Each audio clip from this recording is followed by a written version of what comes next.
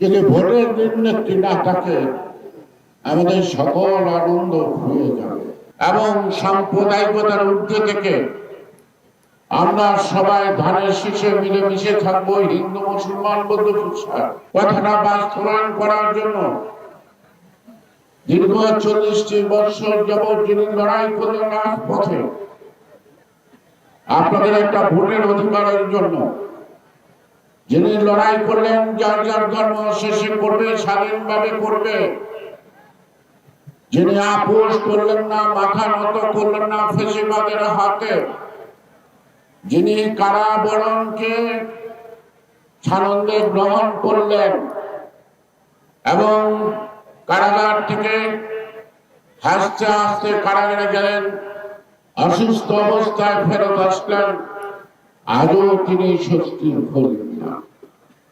যথাসময়ে চিকিৎসায় বারণ, উন্নত চিকিৎসার জন্য তাকে বাইরে নেওয়া গেল না। যখন তিনি বাইরে গেলেন তার শারীরিক নানা জটিলতার কারণে তার প্রধান অসুখের চিকিৎসা এখন অসম্ভব হয়ে পড়েছে। আজকে তিনি মারাত্মকভাবে জটিল অবস্থায় আছেন। শুধু কোটি জনতা ভগবানের কাছে প্রার্থনা আর আল্লাহর দরবারে ফরিয়াদ করা ছাড়া আমাদের হাতে অবশিষ্ট কিছু নাই। আমরা ভোট দেব আনন্দে, যদি ভোটের দিন নেত্রী না থাকে আমাদের সকল আনন্দ হয়ে যাবে। এবারে নির্বাচনটা অত্যন্ত গুরুত্বপূর্ণ। শুধু 100 সংসদ সদস্য বানানো নয়, এই নির্বাচনের মধ্য দিয়ে রাষ্ট্র কাঠামো অনেক পরিবর্তন আসবে।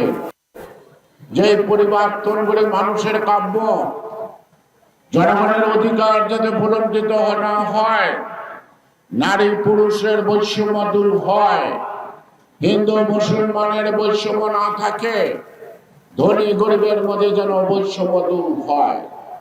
এই বৈষম্য বিরোধী একটি রাষ্ট্র গঠন করতে গেলে তাহলে আপনাদের সকলের সহযোগিতা দরকার। শুধু একটি মাত্র ভোটই যথেষ্ট না। সে কারণে আজকে এই নির্বাচনটা অতিশয় গুরুত্বপূর্ণ। ধানের শীষ ছাড়া আপনাদের সাথে বিকল্প কিছু নাই। আর বিকল্প যা আছে সেটা সাম্প্রদায়িক শক্তি।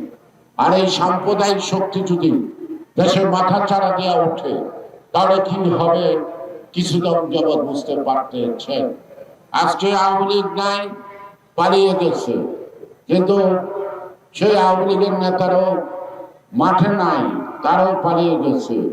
সুতরাং আমরা লড়াইটা করব কার সাথে? কার সাথে লড়াইটা করব? এখন এই ডিভিশনের খেলোয়াড় হয়ে যদি আমাকে সি ডিভিশনের সাথে খেলতে হয়, সেই খেলায় নিজের যেমন আনন্দ নাই, যারা দর্শক তাদের কোনো আনন্দ নাই।